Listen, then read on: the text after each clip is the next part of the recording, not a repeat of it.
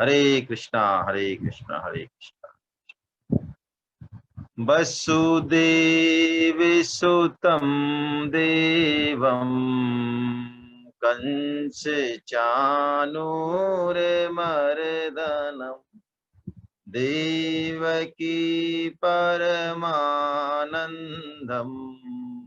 कृष्णं वंदे जगद्गुरु। आप सभी वैष्णव जनों के चरणों में दंडवत प्रणाम। हरे कृष्णा। तो श्रीमद् भागवतम का 35वां अध्याय हम लोग आज ले रहे हैं। ये युगल गीत है। गोपियां भगवान श्री कृष्ण जब वन में चले जाते हैं तो मानो गोपियों का प्राण, गोपियों का हृदय, गोपियों का मन भी वो साथ में ही ले जाते हैं। जैसे प्रेमी और प्रियतम को एक एक बात, एक एक परिस्थिति की याद आती है, ऐसे ही गोपियां का जो चित्त है गोपियों का, वो मानो भगवान श्री कृष्ण के साथ चला गया है। और गोपियां युगल गीत गाती हैं। उनके मनोभावों को ये युगल गीत प्रस्तुत करता है। दो दो श्लोकों के 12 छंद हैं यहाँ, यानी कुल 24 श्लोक हैं इस पे, है ना। तो हम श्लोक भी पढ़ेंगे और बिल्कुल सरल शब्दार्थ जो है इसका लेंगे आज, है ना। आइए। श्री सुखदेव जी महाराज कहते हैं, परीक्षित, भगवान श्री कृष्ण के वन में गौएं चराने के लिए जाने पर गोपियों का मन भी उनके साथ चला जाता था। ये ब्रज युक्तियां मन से भगवान कृष्ण का ही चिंतन करती रहती और वाणी से उनकी लीलाओं का गान करती रहती। बड़ी कठिनता से उनका दिन बीता रहता था। ये सबसे बड़ी आराधना है। जितने भी योग हैं, ज्ञान, भक्ति, कर्म, गोपियों की जो आराधना है, गोपियों की जो उपासना है, वो उन सब में सर्वोच्च कोटि की है, सर्वोच्च कोटि की, है ना। तो आइए अब युगल गीत का हम आनंद लें। पहले 2 श्लोक हम एक साथ बोल रहे हैं। आपके पास यदि है लिखा हुआ तो आप भी साथ ही पढ़ें, है ना। बाम बाहुकृत बाम कपोलो बलगित भ्रूरधरार्पित वेणु कोमलांगुलिभिराश्रित मार्गम गोपईरयति यत्र मुकुंदा व्योमयान बनता सह सिद्ध विस्मितास्तदुपधार्य सलज्जा काम मार्गन समर्पित चित्ता कस्मलम ययुर्पस्मृत निव्या। गोपियां कह रही हैं, हे सखी, श्याम सुंदर जब अपने बाएं कपोल को बाईं ओर लटका देते हैं और अपनी बाहों को नचाते हुए बांसुरी को अधरों से लगाते हैं और अपनी सुकुमार उंगलियों को बांसुरी के छिद्रों पर फिराते हुए मधुर तान छेड़ते हैं, है ना। बाम बाहुकृत बाम कपोलो बलगित भ्रूरधिरार्पित वेणु कोमलांगुलि भीराश्रित मार्गम गोप ईरयति यत्र मुकुंदा। जब वो ऐसा करते हैं मुकुंद, तो क्या है कि व्योमयान बनता सह सिद्धे, पूरे त्रिलोकी में ये मधुर तान जो है गूंज जाती है।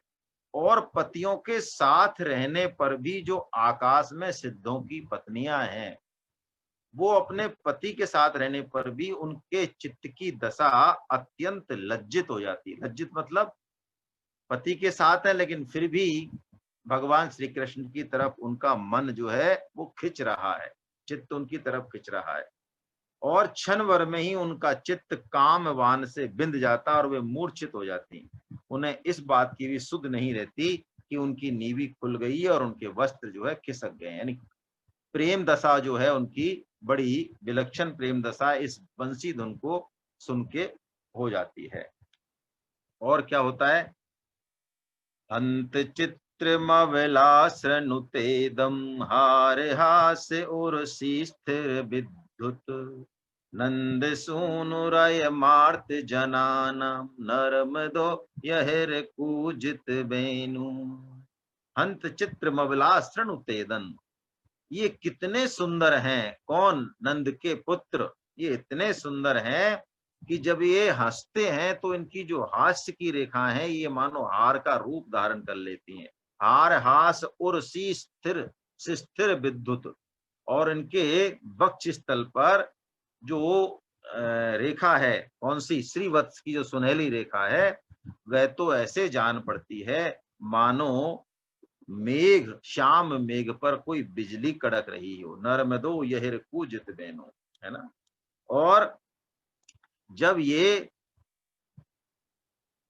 दुखी जनों को सुखी करने के लिए, है ना, बांसुरी बजाते हैं तो मानो मृतक के प्राणों में भी संचार हो जाता है, प्राणों का संचार हो जाता है। और झुंड के झुंड बैल, गौएं और हरिण उनके पास दौड़ आते हैं। मैं अब पहले अर्थ पढ़ रहा हूं जिससे कुछ समझ में आएंगे, संस्कृत वाला, है ना। पहले अर्थ पढ़ेंगे फिर ये श्लोक पढ़ते हैं युगल गीत का, जो कुछ समझ में आएगा थोड़ा।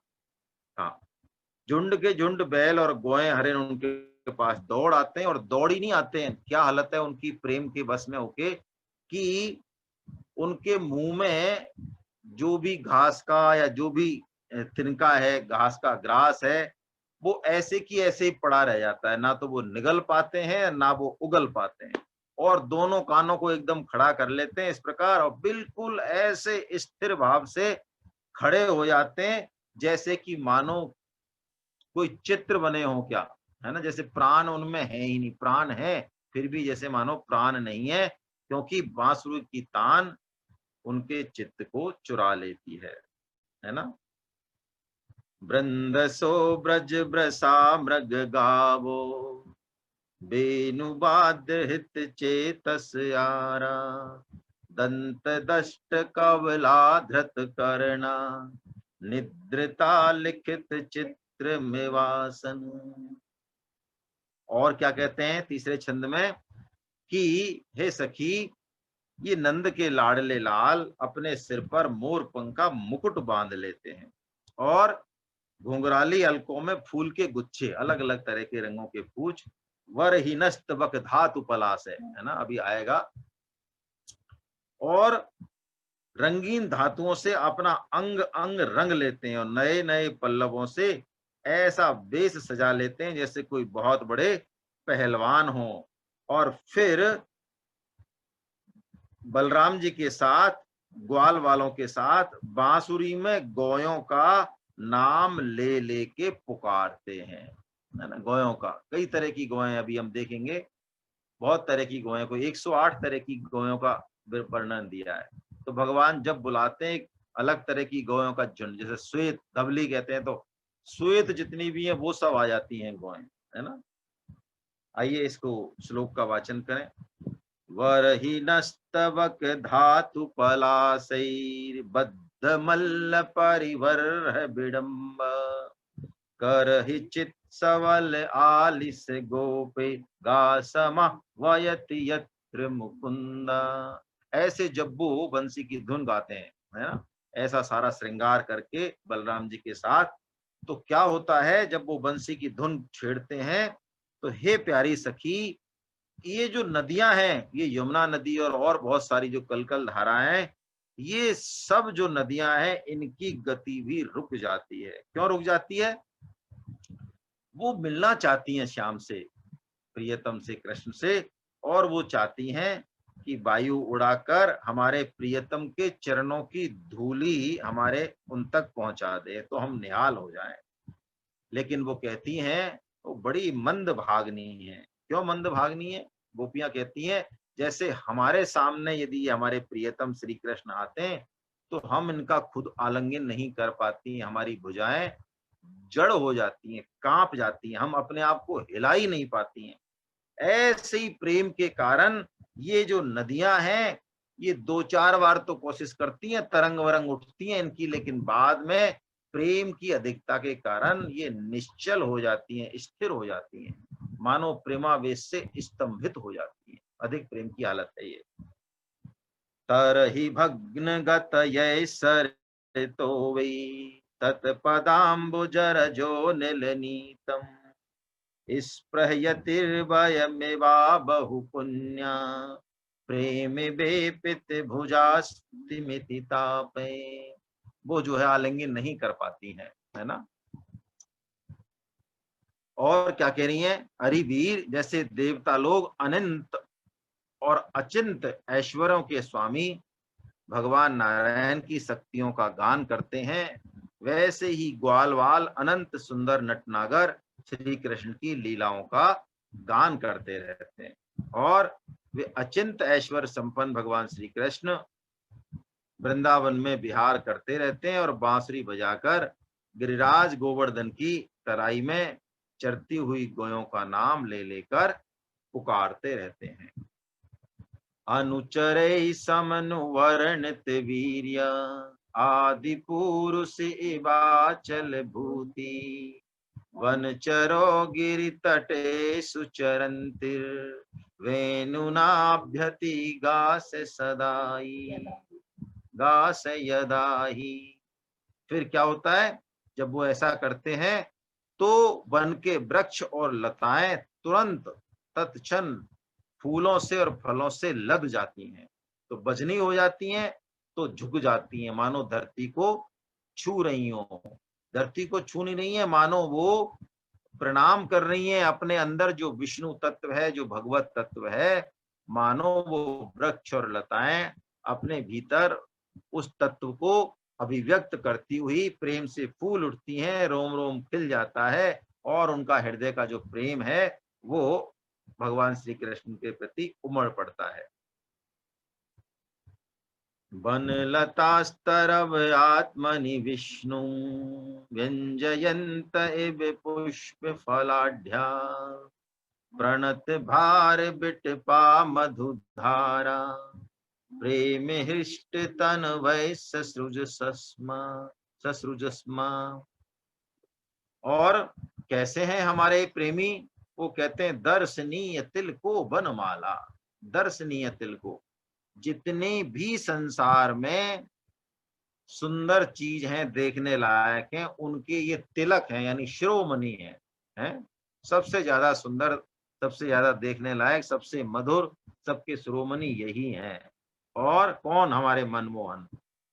देखो इनके सांवले ललाट पर केसर की जो खौर है वो कितनी फबती है, और इनकी जो बनमाला है वो घुटने तक लटकती हुई है, और उसमें तुलसी पिरोई हुई है, और उसकी दिव्य गंध, उस तुलसी की दिव्य गंध से और फूलों के मधुर मधु से मतवाले होकर झुंड के झुंड जो भौरे हैं वो भगवान श्याम सुंदर के चारों तरफ घूमते हैं, पीछे पीछे घूमते हैं, और उच्च स्वर से बंसी की धुन में मानो वो भी गुंजार कर रहे हैं, वो भी अपना जो है अपनी धुन छेड़ रहे हैं।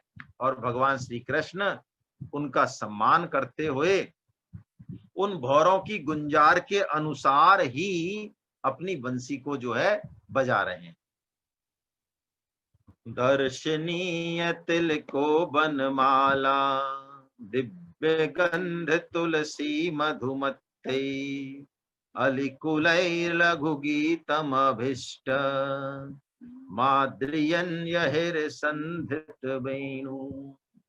वो उनके साथ साथ वेणु बजा रहे हैं, और उस समय क्या होता है, जब ऐसा अद्भुत संधित वेणु हो रहा है, ऐसा दृश्य उपस्थित हो रहा है, तो सारस और हंस जो हैं इस मधुर संगीत को सुनकर वो भी, उनका चित्त भी मानो उनके हाथ से निकल जाता है, और वे चुपचाप आके श्याम सुंदर के पास ऐसे बैठ जाते हैं, आंख मूंद कर, चित्त एकदम एकाग्र है।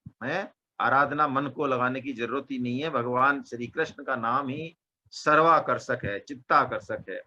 तो ऐसे बैठ जाते हैं मानो कोई बहुत विरक्त रसिक परमहंस कोटि के जो है साधु हों, और बिल्कुल चुपचाप उसमें रस का पान वो करते रहते हैं।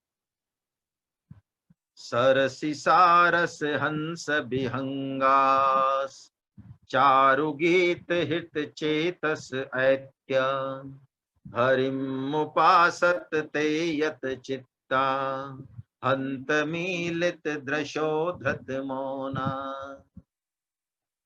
अरे ब्रज देवियों, हमारे श्याम सुंदर जब पुष्पों के कुंडल बनाकर अपने कानों में धारण कर लेते हैं और बलराम जी के साथ किसी चोटी पे खड़े हो जाते हैं, पहाड़ की चोटी पर, और फिर वहां से संपूर्ण विश्व को मानो स्पंदयमान कर देते हैं। किससे? अपनी बांसुरी के धुन से। मानो सारे विश्व को अपने आनंद के आलिंगन में लेना चाह रहे हैं, है ना। तो उस समय क्या होता है, ये जो बादल है, ये जो मेघ है, ये भी धीरे धीरे धीरे धीरे फुहारें करता है, कुछ कुछ कुछ कुछ आवाज करता है, लेकिन डरता भी है। क्यों डरता है? कि कहीं मैं जोर से गर्जना कर बैठूंगा तो मुझसे महात्मा श्री कृष्ण का कहीं अपराध नहीं हो जाए, है ना। तो धीरे धीरे धीरे धीरे धीरे धीरे वो फुहारें छोड़ता है, आवाज करता है। सहवलस्त्रगवतंस विलास सानुसूचिति भ्रतो ब्रज देव्या हर्षयन् यहिर्वेणुरवेन जात हर्ष उपरंभति विश्वम। और क्या करता है वो? महदति क्रमन संकित चेता मंद मंद मनुगर्जत मेघा सुहृदमभ्यंबर सत सुमनो भी छाया च विधत पथ पत्रम पत्रम। और क्या करता है? जब घाम आती है, सूरज आते हैं तेज, तो वो जो है भगवान श्री कृष्ण के ऊपर छाया कर देता है। और जो देवता हैं वो भी पुष्प वर्षा करते हैं, और बादल भी नन्ही नन्ही फुइयों के रूप में मानो अपना प्रेम भगवान श्याम सुंदर पर उड़ेल रहा है ना। अब यशोदा मैया से कह रही हैं गोपियां कि हे सती शिरोमणि यशोदा जी, तुम्हारे जो ये लाल हैं, ये खेलने में बड़े निपुण हैं और बहुत चतुर हैं। देखो इन्होंने बांसुरी बजाना किससे सीखा? कहीं गए क्या? ये कहीं नहीं गए, लेकिन बांसुरी ये ऐसी बजाते हैं, 3600 रागनी ऐसी निकालते हैं, और जब उस बांसुरी को अपने बिंबाधर लाल लाल होठों पर रखते हैं तो इतनी सारी राग रागनियां निकालते हैं, एक से एक स्वरों की, ऋषभ निषाद, बहुत सारे स्वरों का नाम ले रही हैं, कि उनकी उस तान को सुनकर बड़े बड़े ऋषि महर्षि ब्रह्मा शंकर और इंद्र, जो देवता जो सर्वज्ञ हैं, जो सब जानते हैं, वो भी उनकी बांसुरी की धुनों को सही सही नहीं पहचान पाते। क्यों नहीं पहचान पाते? क्योंकि उस बंसी की धुन में उनका जो चित्त है वो इतना, उनका चित्त उस बंसी की धुन में लिपायमान हो जाता है, तल्लीन हो जाता है। तो वो सुध बुध खो बैठते हैं और अपना सिर जो है वो सिर हिलाते रहते हैं बस, है ना। विविध गोप चरणेषु विदग्धो, विदग्धो यानी बहुत निपुण है। वेणुवाद्य उरुघा निज शिक्षा तब सुत सती यदाधर बिंबे दत्त वेणुरनयत स्वर जाति सवन सस्त दुपधार्य सुरेशा शक्र सर्व परमेष्ठि पुरोगा। ब्रह्मा शंकर और इंद्र कवये आनत कंधर चित्ता, उनका जो है उस बंसी की धुन में मस्त होके सिर मानो कंधे से लग जाता है। कवये आनत कंधर चित्ता कस्मलम ययुर निश्चित तित्वा, उनको पता ही नहीं चलता है क्या गा रहे हैं भगवान, ऐसे मस्त हो जाते हैं कि बुद्धि काम नहीं करती है। तो खोजने की जो है, पेड़ पर कितने फल हैं ये खोजने में समय खराब नहीं करते, वो तो आनंद ले रहे हैं बस। और अब भगवान के चरण कमलों का वर्णन कर रही हैं गोपियां कि भगवान के चरण कमलों में 24 चरण चिन्ह हैं, जिसमें मुख्य क्या है? ध्वजा, वज्र, कमल और अंकुश, है ना। बहुत से सुंदर सुंदर चिन्ह हैं। तो वो कह रही हैं कि जब गायें, लाखों गायें जब रोजाना आती हैं वापस वन से, तो पृथ्वी में गड्ढे हो जाते हैं खुरों से। तो पृथ्वी माता को सांत्वना देने के लिए, सुख देने के लिए, उनके पीछे पीछे भगवान श्री कृष्ण अपने 24 चरण चिन्हों से युक्त मानो संपूर्ण संसार की जो ऐश्वर्य है है ना, प्रेम है, उसको माता पृथ्वी को प्रदान कर रहे हैं और गजराज के समान मंथर गति से बांसुरी बजाते हुए वो आते हैं। वो छवि हमको भूलती नहीं है ना। निज पदाब्ज दलैर ध्वज वज्र नीरजांकुश विचित्र ललामे ब्रज भुवै समयन खुरतोदम वर्ष्मधुर्य गतिरीडित बेनु। तो उनकी ये वंशी ध्वनि और उनका ये रूप, उनकी ये चाल हमारे हृदय में मिलन की आकांक्षा जगा देती है। उनकी विलास भरी चितवन से मानो प्रेम का आगाज हो जाता है और हम उस समय इतनी मुग्ध, इतनी मोहित हो जाती हैं कि हिल डुल भी नहीं सकती भगवान कृष्ण की बंसी सुन के और उनका दर्शन करके, मानो हम चेतन होके भी जड़ हो जाती हैं। हमें तो इस बात का भी पता नहीं चलता कि हमारा जूड़ा खुल गया है और वस्त्र इधर उधर हो गए हैं। ब्रजति तेन वयम सविलाश वीक्षणार्पि मनोभव वेगा कुज गतिम गमता न विदाम कस्मलेन कवरम वसनम। कवरम यानी जूड़ा, है ना। और क्या करते हैं भगवान, अपने मणियों की माला पहनते हैं अपने गले में। 108 मणियां होती हैं जो माला में होती हैं। क्यों? कई काम करते हैं भगवान। भगवान की गणित ज्यादा अच्छी नहीं है ना, तो 108 तरह की गायें हैं, अभी हम पढ़ेंगे व्याख्या में। उन 108 तरह की गायों में से एक एक तरह की गायों में बहुत सारे झुंड हैं।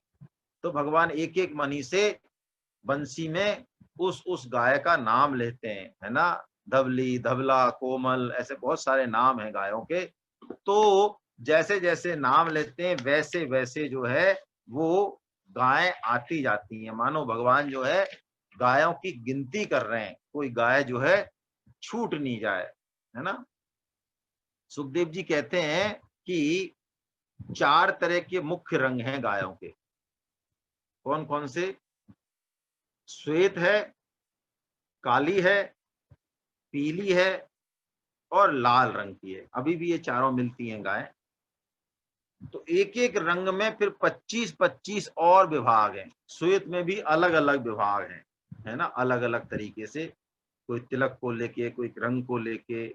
तो 100 रंग हुए और इसके अलावा चंदन, किसी के जो है मृदंग जैसे सिर हैं, ऐसे और 8 भेद और हैं। तो 108 समूह हैं। जैसे भगवान कृष्ण श्वेत रंग की गाय को बुलाते हैं तो धवली कहते हैं।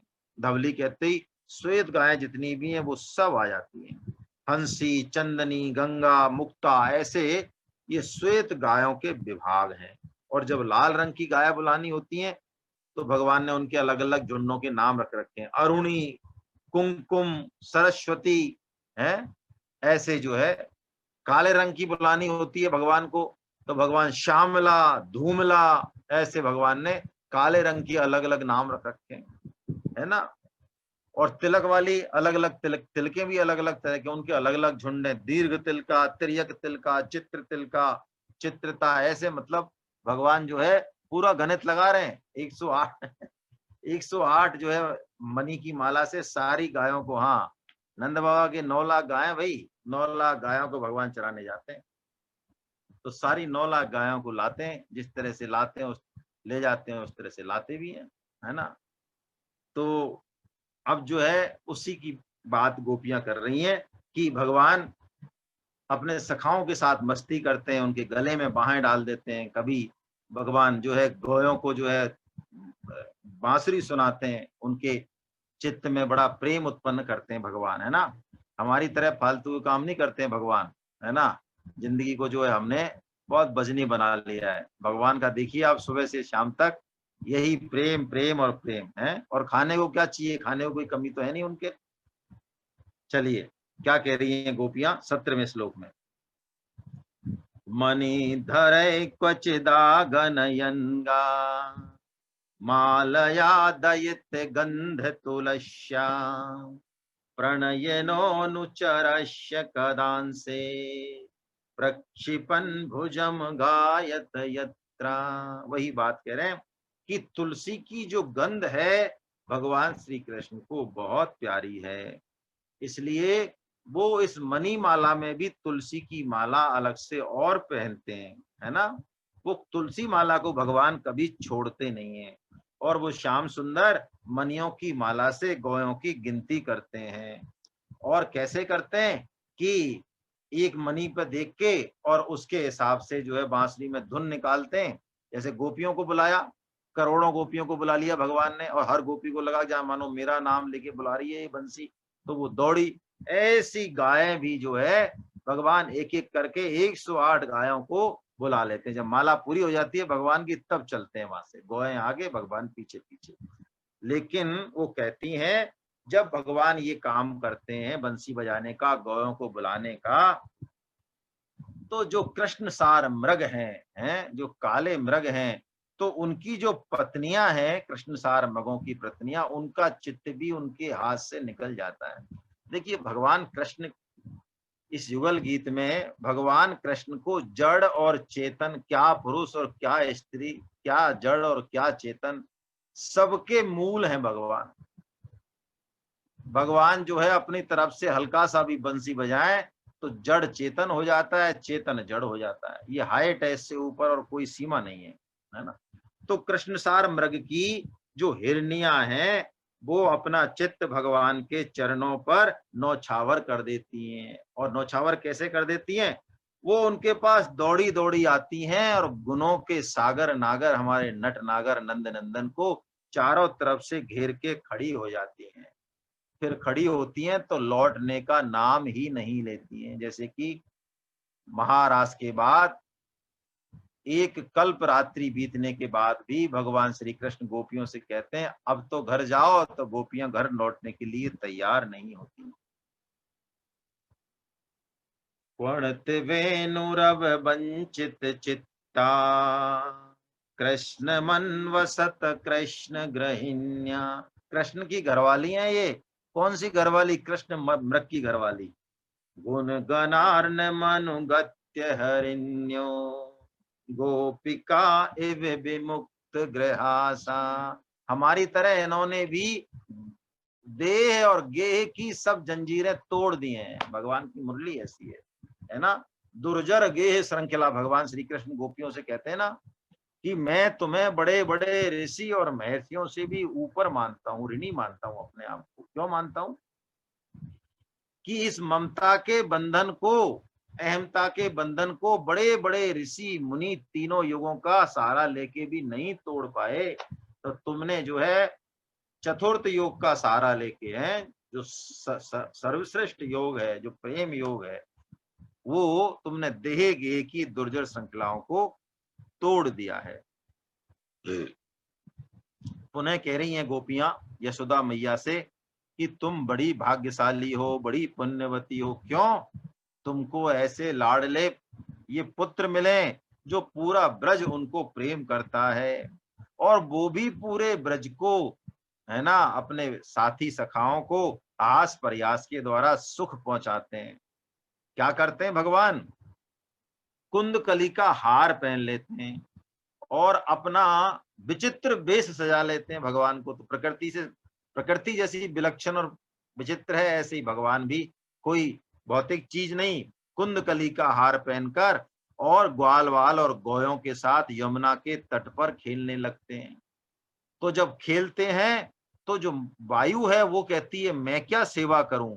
तो चंदन के समान वो मलयज वायु है ना। चंदन, मलयज मतलब शीतल और सुगंधित स्पर्श से मंद मंद बहकर वो वायु तुम्हारे लाल की, हे यशोदा मैया, सेवा करती है। और गंधर्व, बंदीजन, उपदेवता जितने भी हैं ऊपर हैं, जो हैं अलग अलग लोकों में, वो भगवान को गा बजाकर संतुष्ट करते हैं और चारों तरफ से घेर कर उनकी सेवा करते हैं, है ना। कुंद दाम कृत कौतुक बेशो गोप गोधन व्रतो यमुनाया नंद सूनुरन घे तव बत्सो नर्मद प्रणयिनां बिजहार मन्दवायुरुपवात्यनुकूलम् मानयन्मलयजस्पर्शेन बन्दिनस्तमुपदेवगणाये वाद्य गीत बल भी परिबभ्रू। अरे सखी, श्याम सुंदर ब्रज की गोयों से बड़ा प्रेम करते हैं, तभी तो उन्होंने गोवर्धन पर्वत को अपनी उंगली पे धारण कर लिया। अब वो गौयों को लौटाकर आते ही होंगे। देखो गौधूली बेला आ गई है, यानी सायकाल आ गया है। अब इतनी देर क्यों हो रही है भगवान को आने में? अब इन्होंने युगल गीत भी खत्म होने को आ गया। भगवान की जो है, जो इन्होंने आराधना करनी थी, भगवान को जो रिझाना था, वो सब वो कह रही है क्यों देर हो रही है भगवान को। तो दूसरी गोपी कहती है कि अरे ये जो देवता हैं, ब्रह्मा विष्णु शंकर, बड़े बड़े देवता, वयोवृद्ध देवता, ये भगवान की चरण वंदना करने लग जाते हैं रास्ते में, इसलिए टाइम लग रहा है ना। वो अब जल्दी ही आते होंगे, गौयों के पीछे पीछे बंसरी बजाते हुए आते होंगे, और उसके पीछे उनके जो ग्वाल वाल हैं वो भी उनकी कीर्ति का गान कर रहे होंगे। हाँ हाँ हाँ। वत्सलो ब्रज गवाम यद गद्रो, है ना, गोवर्धन पर्वत उठा लिया। वत्सलो ब्रज गवाम यद गद्रो बंधमान चरण पथि वृद्धे कृत्सन गोधन मुपोह दिनांते गीत वेणुरनुगेड़ित कीर्ति। वाल वाल उनकी कीर्ति कर रहे होंगे। और क्या हो रहा होगा, देखो इस गोधूली बेला में गौयों के खुर से उड़ उड़कर बहुत सी धूल उनकी बनमाला पे पड़ गई और उनके मुखमंडल पर पड़ गई, और वो दिन भर इन गौयों के पीछे पीछे दौड़े हैं, भागे हैं, तो वो थक गए होंगे। फिर भी उनका जो मुखमंडल है, उनकी जो आभा है, शोभा है, ये देखो अपनी इस शोभा से वो हमको कितना सुख और कितना आनंद दे रहे हैं। मानो वो यशोदा की कोख से प्रकट हुए आनंद रूप चंद्रमा है। जैसे आनंद की शीतल मंद किरण सबको पोषण देती है, आनंद देती है। देवकी जठर भूडुर राजा, ऐसा कहती हैं गोपियां। या देवकी का मतलब देवकी भी है और यशोदा है ना। देवकी का जो यहाँ पे अर्थ है वो यशोदा है। कैसे है ये संस्कृत के विद्वान जानते हैं, मैं नहीं बता पाऊंगा, सुना जरूर है मैंने। ब्रह्मा जी इसको सिद्ध करते हैं, जो है देवकी जठर भूड राजा, है ना। तो यशोदा की कोख से प्रकट हुए वो मानो आनंद रूप चंद्रमा ही है, जो हम सब प्रेमी जनों की भलाई के लिए, हमारी आशा और अभिलाषाओं को पूर्ण करने के लिए हमारे ही पास चले आ रहे हैं। उत्सवम श्रम रुचापि दृशीना मुन्नयन पुररजश्चोरतस्त्रक दित्सयेति सुहृदाशिष ऐशै देवकी जठर भूरुडु राजा। कितना प्यारा नाम है ये भगवान श्री कृष्ण का, देवकी जठर भूरुडु राजा है, बहुत ही प्यारा नाम है। और क्या कह रही है, भगवान का वर्णन कर रही है, उनके सौंदर्य का। सखी, भगवान की आंखें मद भरी हैं, कुछ चढ़ाई हैं आलस के कारण या जो है प्रेम के कारण, और कुछ कुछ लाल हो गई हैं। और कैसा सौंदर्य है इन आंखों का, कैसी भली जान पड़ रही हैं। गले में उनकी बनमाला लहरा रही है, और सोने के कुंडलों की कांति से उनके जो कोमल कपोल है वो भी अलंकृत हो रहे हैं। इन सोने के कुंडलों से उनका जो मुखमंडल है वो पीला जान पड़ रहा है। कैसा पीला जान पड़ रहा है, जैसे कोई अधपका बेर हो, ना तो हरा है और ना जो है लाल है। बदर पांडु बदनो मृदुगंडम, कैसी बढ़िया जो है उपमा गोपियां दे रही है ना। इस युगल गीत के एक एक छंद पर वृंदावन में पूरा दिन दिन संत जो है चर्चा करते हैं, 4-4 5-5 घंटे एक ही श्लोक पर, बड़े आनंद से, है ना। तो हम तो जो है इसको थोड़ा सा बस शब्दार्थ कर रहे हैं। तो पीला जान पड़ रहा है उनका, और रोम रोम से उनके मुख कमल से प्रसन्नता फूट पड़ती है। देखो अब वो आ गए हैं, तो अपने सखा ग्वाल वालों को वो सम्मान से विदा कर रहे हैं। कल फिर मिलने के लिए। और अब उनको विदा करके वो ब्रज के विभूषण श्री कृष्ण मानो गजराज के समान मद भरी चाल से अब संध्या वेला में हमारी ओर ही आ रहे हैं। वो कैसे हैं? वो ब्रज में रहने वाली गौयों का, हम लोगों का दिन भर का जो हमारा विरह ताप है, जो कि हमसे सहन नहीं हो रहा है, उसके मिटाने के लिए मानो वो चंद्रमा की भांति हैं। और वो हमारे श्याम सुंदर पास चले आ रहे हैं। गोपियों से अब वर्णन नहीं होगा, है ना। मद विघूर्ण तिलोचन ईशन मानदत्त सुहृदाम्बन मालिम बदर पांडु बदनो मृदुगंडम मंडयन कनक कुंडल लक्ष्म्या यदुपति विरद राज बिहारो यामिनी पतिरिवैश्य दिनांते मुदित वक्त्र उपयाति दुरंतम मोचयन ब्रज गवाम दिन तापम। तो ऐसे ये युगल गीत जो है यहाँ पे पूर्ण होता है। तो कृष्ण के लौटने पर कहते हैं कि गोपियां अटारियों पर चढ़ जाती थी, है ना। अटारियों पे चढ़ जाती थी गोपियां, जिससे कि भगवान के दर्शन का एक क्षण भी जो है वो टूट नहीं जाए, छूट नहीं जाए उनसे। अब अगला अध्याय ले लेते हैं हम, है ना, 36वां। उसके बाद 5 मिनट का जो है ब्रेक देके और एकादशी संकीर्तन भी इसी आईडी पर हम करेंगे, घंटे 1.5 घंटे। सभी लोग एकादशी संकीर्तन में भाग लें। एकादशी के दिन संकीर्तन अवश्य करना चाहिए। संकीर्तन को नाम जप से भी बड़ा बताया है। क्यों? संकीर्तन में दूसरे कोई जो दूसरे वैष्णव हैं, जिनकी बैटरी चार्ज है, जिनका हृदय बड़ा निश्चल है, उनका भाव, उनका सद्भाव भी हमको मिलता है। और प्राय ऐसा होता है नाम जप में भी जिनका मन नहीं लगता है, संकीर्तन से उनका नाम जप में भी मन लगने लगता है। तो संकीर्तन उच्चे स्वरे तु कीर्तना से संकीर्तना, हाँ। संकीर्तन का मतलब है मस्त होके बिना जो है परवाह किए किसी की, और भगवान के नामों का उच्च स्वर में कीर्तन किया जाए, उनका गान किया जाए। कलयुग का ये परम धर्म। अब 36वें अध्याय में सुखदेव जी कह रहे हैं कि भगवान अरिष्टासुर नाम के एक दैत्य का वध करते हैं। और इस वध को सुनकर कंस, नारद जी जो है ना, नारद जी को चैन नहीं है। नारद जी भगवान की पोल खोलने के लिए कंस के पास पहुंच जाते हैं। कंस को अब तक कुछ पता नहीं है और कह देते हैं, सारी पोल खोल देते हैं नारद जी। क्यों खोलते हैं उसका भी कारण सुखदेव जी बताएंगे। तो फिर भगवान श्री कृष्ण और बलराम की हत्या करने के उद्देश्य से कंस जो है योजना बनाता है। कैसी योजना बनाता है? अक्रूर जी को ब्रज में भेजता है ना। अक्रूर जी भगवान के भक्त हैं, लेकिन कंस के यहाँ नौकरी कर रहे हैं, सेवा कर रहे हैं। आइए हम 36वें अध्याय का रसास्वादन करें।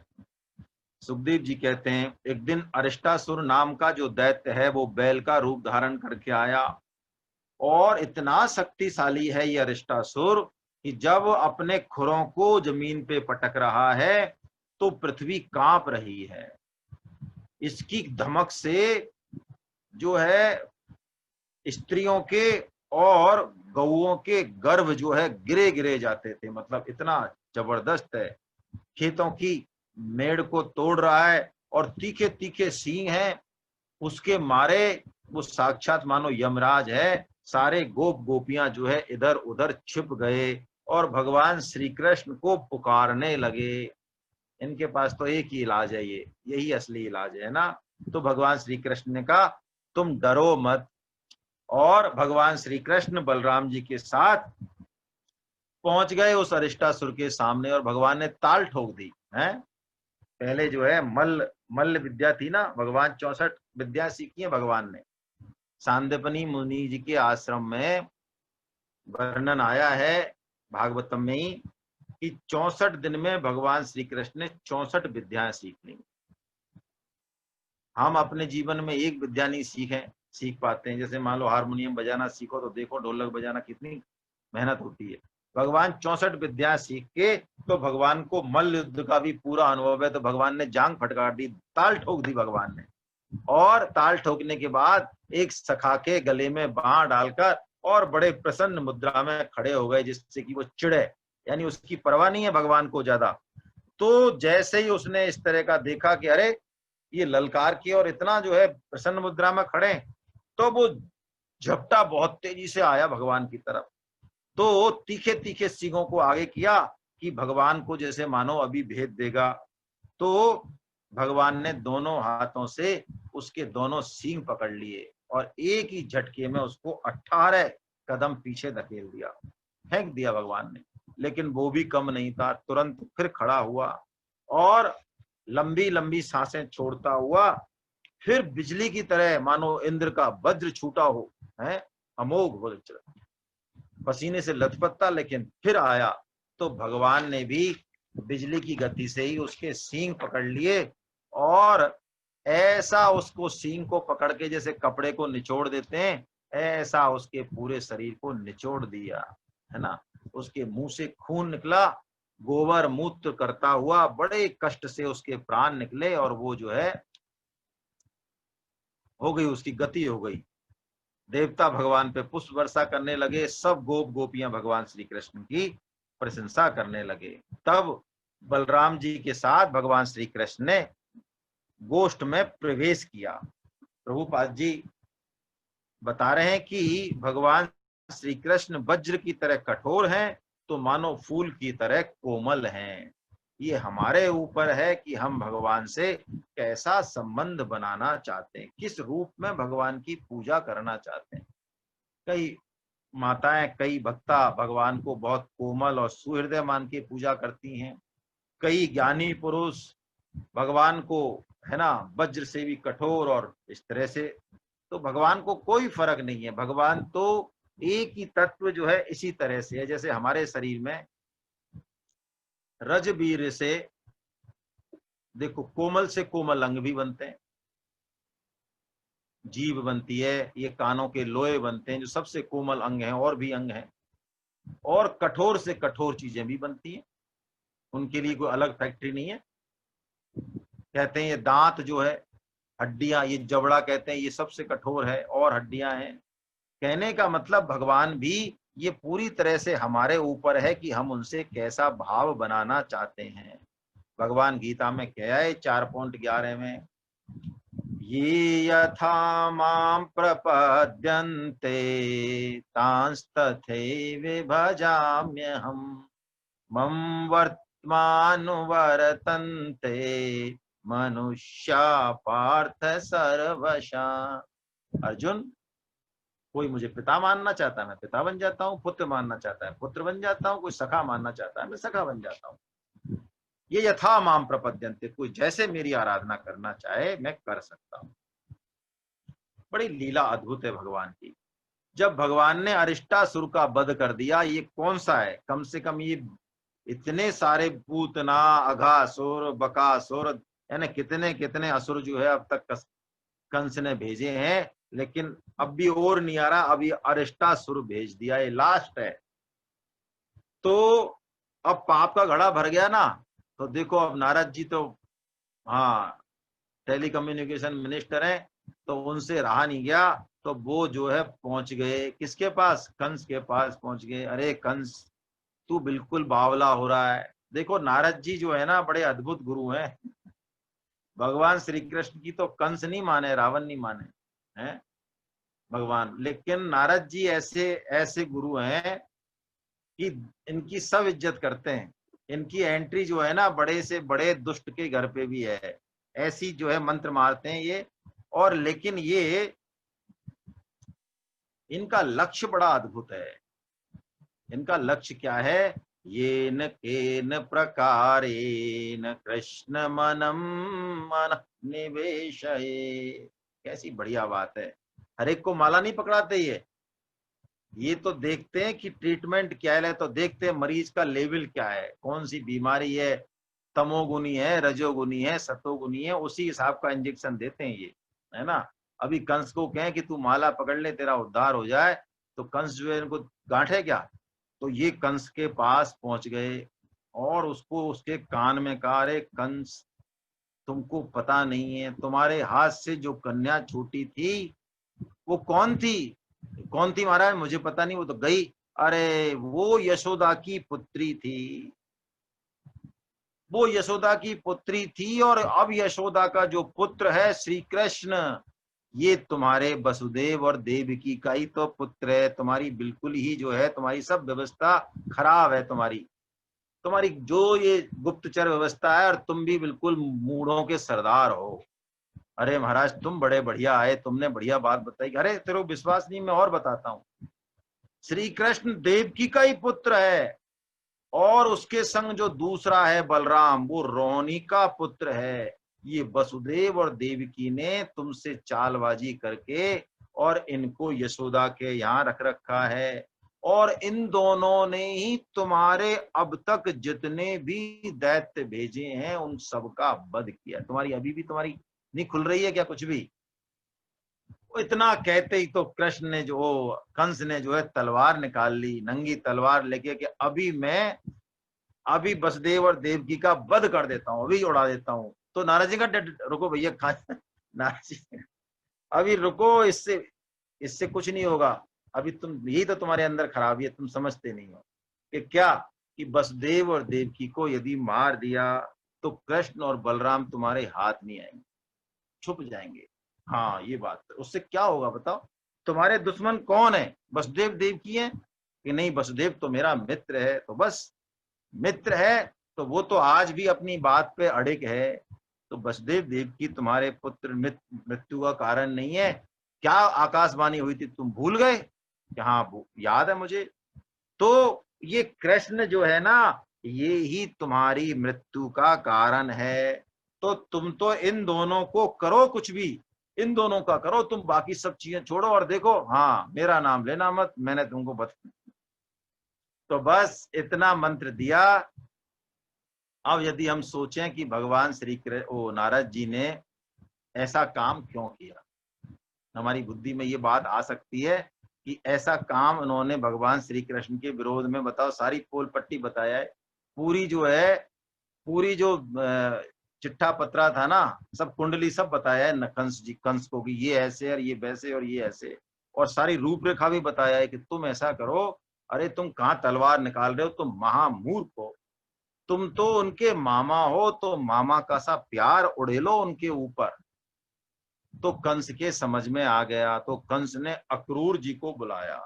उन्होंने कहा और तो किसी की बात ये नंद बाबा मानने वाले नहीं है, हाँ अक्रूर भक्त हैं, अक्रूर जी विशेष भक्त हैं भगवान के। जब जाएंगे बुलाने तो बहुत अद्भुत वर्णन है श्रीमद् भागवतम में, कैसे लौटते हैं वो ब्रज की जमीन आते ही भगवान के चरण कमल देखते हैं तो अपने रथ से मानो कूद जाते हैं, गिर पड़ते हैं और उसमें लोट लगाते हैं वो हैं। उद्धव जी जाते हैं तो उद्धव जी तो नहीं करते हैं ऐसा, क्यों, उद्धव जी के पास तो भगवान श्री कृष्ण 24 घंटे हैं। तो जब 24 घंटे होती है ना, जब आराम से गीता भागवतम मिल रही है, आराम से माँ बाप भी दिख रहे हैं बैठे हुए, तो उनकी वैल्यू जितनी लगनी चाहिए उतनी नहीं लगेगी। ये स्वभाव है। हाँ चले जाएंगे तो रोने के लिए हम तैयार हैं, अरे साहब बहुत ही, हमारा तो, हमारे तो वही थे प्राणाधार, है ना। तो प्राणाधार थे, तो अब कोई समझा रहे हैं, जब समझ में नहीं आ रही है भाई, टाइम समझ में आएगी जब चले जाएंगे, जब, है ना। तो ये इसीलिए इसको चिढ़ के लोग कहते हैं कि श्राद्ध तर्पण, ये विरोध नहीं है, ये कहते हैं कि जीते की सेवा नहीं करे और फिर इस तरह काम करे, इसलिए ये बातें आई हैं, है ना। तो श्राद्ध तर्पण भी करे, लेकिन जीते जी की सेवा तो सबसे जरूरी है ना। तो कंस ने अक्रूर को तैयार कर लिया और पूरी प्लानिंग रच ली कि अब हम ऐसा करते हैं, एक धनुष यज्ञ रचाते हैं, और उस धनुष यज्ञ में श्री कृष्ण और बलराम को बुलाते हैं। अक्रूर जी को मैं भेजता हूं, और उसने एक तो एक कुबलया पीड़ हाथी था जो बड़े बड़े पहलवानों को उठा के फेंक देता था, एक क्षण में खत्म कर देता था। और उसने मुष्टिक चानूर, है ना, बड़े बड़े जो पहलवान थे उनको बुला लिया कि तुम जो है भगवान श्री की एक आम है कृष्ण और बलराम, तो इनको अब बताओ कहाँ तो मल्ल ऐसे बड़े, और कृष्ण बलराम कितने से हैं 11 साल के हैं, तो इनको मार देना बस आते ही। मतलब उसने कई तरह की व्यवस्था कर ली। अब वो पहुंच गया, अक्रूर के पास पहुंच गया, और अक्रूर को अब वो समझाने लगा। अब उसके हाथ देखो, दुष्ट जो है ना, दुष्ट की दुष्टता को पकड़ना इतना आसान नहीं है। वो अक्रूर जी के हाथ पकड़ के और बोला, अक्रूर जी आप बड़े उदार हैं, बड़े दानी हैं, मेरा एक काम है वो आप कर दीजिए। क्या काम है? देखो, तुमसे ज्यादा मेरा भला चाहने वाला इस दुनिया में कोई नहीं है ना, इस दुनिया में कोई नहीं है। तो मैं तुमसे एक काम के लिए कह रहा हूं कि तुम ब्रज में चले जाओ, है ना, गोकुल चले जाओ, और क्या करो, श्री कृष्ण और बलराम को मेरी तरफ से बड़ा प्रेम से बुला के और यहाँ ले आओ, नंदराय के घर जाकर रथ पर चढ़ाकर इन दोनों को ले आओ। क्यों ले आओ, पूछा अक्रूर जी ने। तो कंस ने उनको सारी बात बता दी। उसको क्या बता दिया कि देखो, ये कृष्ण मेरी मृत्यु का कारण है, तो मैं क्या करूंगा कि इन दोनों को बुलाकर मैं धनुष यज्ञ कराऊंगा और कुबलया पीड़ से मरवा डालूंगा। यदि वो उससे बच गए तो मुष्टिक, चानूर और इन पहलवानों से मरवा दूंगा। है ना, हम कहते हैं ना, वसुदेव सुतम देवम कंस चानूर मर्दनम। ये चानूर वही है, मुष्टिक वही है ना। देखो, भगवान श्री कृष्ण का नाम आता है तो चानूर और कंस का भी नाम उतना ही बार आता है। अब बताओ, वसुदेव सुतम देवम कंस चानूर मर्दनम, भगवान श्री कृष्ण को याद करेंगे तो कंस और चानूर को भी याद करना पड़ेगा। ये क्या चक्कर है? ये तो दुष्ट है महान, इनको क्यों याद करना पड़ेगा? लेकिन करते हैं, सब बड़े बड़े संत महात्मा करते हैं। देखो, इससे एक बात निकल के आती है कि अच्छाई और बुराई अपने आप में कुछ है ही नहीं है। भगवान श्री कृष्ण के साथ यदि संबंध हो गया, कोयला कितना ही काला हो, यदि अग्नि के सन्मुख हो गया तो वो तप्त हो जाएगा, फिर कोयलापन बचेगा नहीं। क्या मुष्टिक और क्या चानूर और क्या भगवान श्री कृष्ण के हाथ से गति हो गई, तो वो तो हमारे लिए मानो अब पूजनीय हो गए, तो उनका भी नाम आता है। तो वो कहते हैं कि मैं इन सबको मरवा डालूंगा, वसुदेव आदि को, और मेरा पिता भी बूढ़ा हो गया है, ये भी राज्य को छोड़ नहीं रहा है, मुझे राजा नहीं बना रहा है, मैं इसको भी खत्म कर दूंगा। और हे मित्र अक्रूर, फिर तुम होंगे और मैं हूंगा, और 2-3 हमारे दोस्त हैं, संबरासुर, नरकासुर, बाणासुर, बस हम जो है राज्य करेंगे, हम राज्य करेंगे, है ना। तो अक्रूर जी बोले। अब अक्रूर जी क्या बोले भाई, मना कर नहीं सके, मना कर दें तो हवाल कंस जो है उनकी गर्दन अलग कर दे। तो हाँ, 2 मिनट लगे उसको, है क्या, वो तो अभी तो इतना प्यार इसलिए दिखा रहा है कि उसका काम है, हवाल मना करते ही तो अपने रूप में आ जाएगा वो। तो अक्रूर जी बोले, बड़ी देखो बड़ी जोरदार बात बोले। वो बोले, महाराज, अपनी मृत्यु को दूर करने के लिए जो आपने विचार सोचा है ये उचित ही है, लेकिन मैंने ऐसा पढ़ा है शास्त्रों में कि सफलता और असफलता दोनों में समान भाव रखना चाहिए। क्यों? कि सफलता तो दैवी प्रेरणा से मिलती है। हम तो चाहें बढ़िया बढ़िया, हम बड़ी बड़ी योजनाएं बनाते हैं, बड़े बड़े प्रारब्ध करते हैं, बड़े बड़े, लेकिन अब दैव जाने कि क्या सफलता और क्या असफलता है। फिर भी मैं तो आपकी आज्ञा का हुजूर पालन करूंगा। ऐसा कह के अक्रूर जी तो जो अक्रूर जी तो भगवान के भक्त हैं, उनको पता है कि भगवान की कोई लीला है, ये भगवान उद्धार करना चाह रहे हैं। तो कंस प्रसन्न हो गया अक्रूर जी से। उसको समझ में नहीं आई ये बात, ये क्या कह गए अक्रूर जी। अक्रूर जी तो वास्तव में ये कह गए कि आपकी आज्ञा पालन करने योग्य तो नहीं है, पर मैं करूं क्या, मैं तो करूंगा पालन, क्योंकि आप राजा और मैं प्रजा हूं। मरना तो मुझे हर हालत में, लेकिन तेरा काल निश्चित है, तू बचने वाला नहीं है, तू कितने ही उपाय कर ले, तू बचेगा नहीं। हाँ, मैं तो जाऊंगा, मेरे को तो जाना है। तो ऐसे कह के अक्रूर जी जो है बड़े प्रसन्न हो गए एक तरीके से मन में, कि चलो इस कंस के बहाने से सही, और मुझे उस भगवान के दर्शन करने का सौभाग्य मिलेगा। देखिए, कोई मतलब यही तो बात है हमारे जीवन में, इसको हम सब विचार करें। आप क्षमा करना, लेकिन ये ऐसा प्राय होता है कि ग्रंथ और शास्त्र चिल्लाते रहते हैं, संत महात्मा चिल्लाते रहते हैं, लेकिन हमारा भला शायद इनसे इतना नहीं होता जितना एक दुष्ट व्यक्ति की दुष्टता से हो जाता है। कई बार जीवन में ऐसा होता है, कई बार क्यों? उसकी दुष्टता से हमारा संसार में जो मोह है ना, जो वैसे नहीं छूट रहा है, वो छूट जाता है और वैराग्य प्रकट हो जाता है। तो एक तरीके से वो दुष्ट जो है ना, भगवान की लीला का एक मोहरा है। वो हमारे लिए, जैसे स्वामी जी कहते हैं, प्रतिकूल परिस्थिति जीवन में जितना कल्याण करती है, अनुकूल परिस्थिति नहीं करती। ये पक्की बात है। ये हम सब इस चीज को मनन करें। भगवान का स्मरण प्रतिकूल परिस्थिति में ज्यादा रहता है, अनुकूल में तो करने वाले बिरले हैं। जो सुख संपत्ति है फिर भी भगवान का धन्यवाद करें हृदय से, अपना नियम पालन करें, ऐसे तो धन्य है, प्रणम्य है।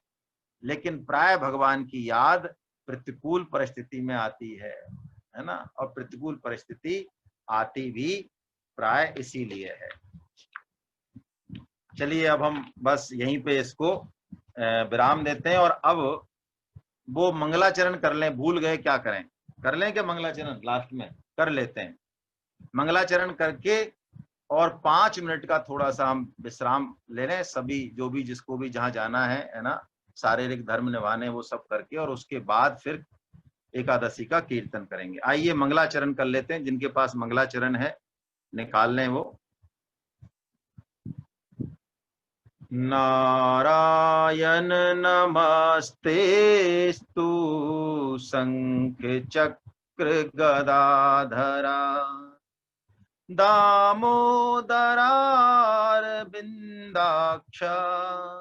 गोविंद यदुनंदन नमस्ते वासुदेवाय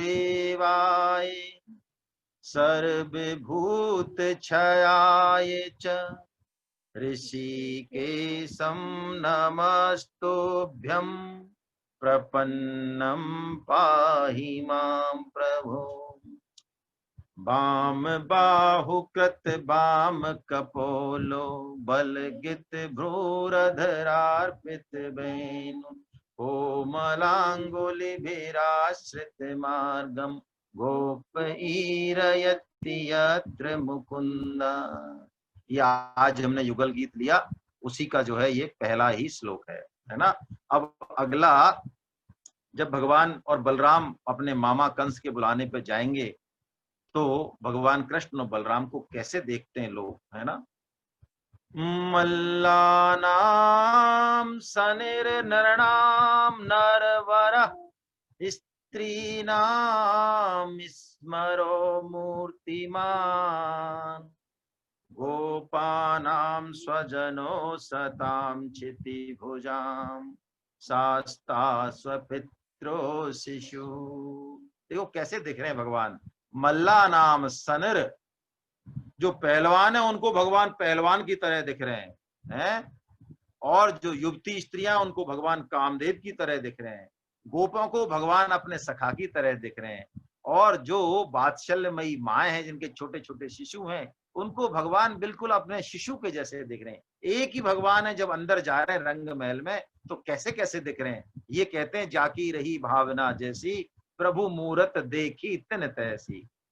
मृत्युर्भोजपते विराट विदुषाम तत्वं परम योगिनां वृष्णीनां परदेवतेति विदितो रंगम गतये साग्रजा। अपने अग्रज बलराम के साथ भगवान जब जाते हैं तो कंस को तो मानो यमराज दिख रहे हैं।